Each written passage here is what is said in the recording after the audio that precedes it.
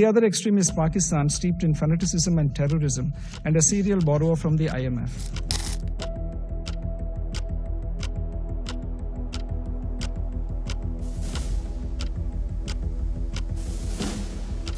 Mr. President, this is an important debate. As we complete 80 years of the United Nations, it's a useful moment to reflect on how far the spirit of multilateralism and peaceful settlements of disputes as enshrined in the UN Charter has been realized. Also, what have been the impediments on the way? The first 4 decades after the creation of the United Nations witnessed decolonization and a period of Cold War. Conflicts were largely contained and managed. UN had a significant role in these efforts. In fact, in 1988, UN peacekeeping forces were awarded the Nobel Prize. The end of Cold War was followed by outbreak of a number of conflicts across continents. The nature of UN peacekeeping operations also started to change.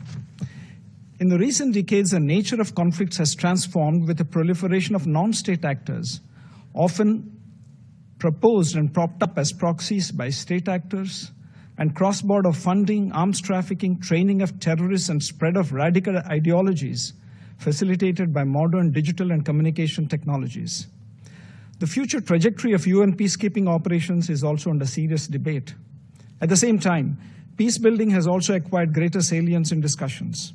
Regional organizations, for instance the African Union, have also engaged appropriately while dealing with disputes among their member states. On the question of peaceful settlement of disputes, Chapter 6 of the UN Charter begins by a recognition that it is the parties to a dispute who must first of all seek a solution by peaceful means of their own choice. National ownership and consent of parties are central to any efforts to achieve peaceful resolution of conflicts.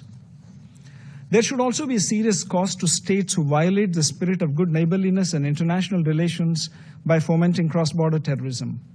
Recently, consequent to the gruesome terrorist attack in Pahalgam, Jammu and Kashmir, on 22nd April 2025, that led to the killing of 26 innocent tourists, and based on the Council statement of 25th April, where members of the Security Council underlined the need to hold perpetrators, organizers, financiers, and sponsors of this reprehensible act of terrorism accountable and bring them to justice, India launched Operation Sindoor, targeting terrorist camps in Pakistan and Pakistan-occupied Jammu and Kashmir, which was focused, measured, and non-escalatory in nature.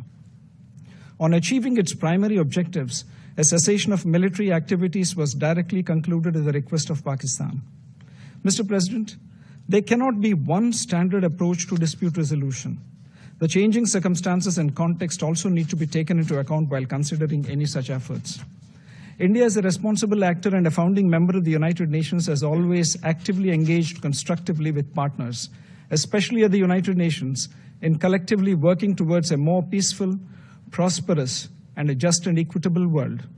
From peace and security to decolonization to fair trade, India remains also the largest contributor to UN peacekeeping forces cumulatively, and a pioneer in promoting women in peacekeeping who have become role models while serving in theaters of conflict. In an interconnected and interdependent world, India values multilateral cooperation to help manage global challenges, including sustainable development, climate action, disaster resilience, and global health. India partners the United Nations in a unique development cooperation initiative and is also among the first responders in humanitarian crises in our region. We are at a time when there are growing doubts about the multilateral system, especially the United Nations. The serious question marks over the representativeness of the UN Security Council must be addressed urgently. In this context, India is proud to have facilitated the inclusion of African Union in the G20 platform during its presidency. The continuing UN Security Council impasse also shows the increasing challenges to efficiency and effectiveness of the UN Security Council. Mr. President, I am constrained also to respond to the remarks made by the representative of Pakistan. The Indian subcontinent offers a stark contrast in terms of progress, prosperity, and development models. On the one hand, there is India, which is a mature democracy, a surging economy, and a pluralistic and inclusive society. At the other extreme is Pakistan, steeped in fanaticism and terrorism, and a serial borrower from the IMF. As we debate promoting international peace and security, it is essential to recognize that there are some fundamental principles which need to be universally respected. One of them is zero tolerance for terrorism. It ill behoves a member of the Council to offer homilies while indulging in practices that are unacceptable to the international community. Mr. President, in conclusion, India remains committed to working towards international peace and security through multilateralism and peaceful settlement of disputes. I thank you, Mr. President.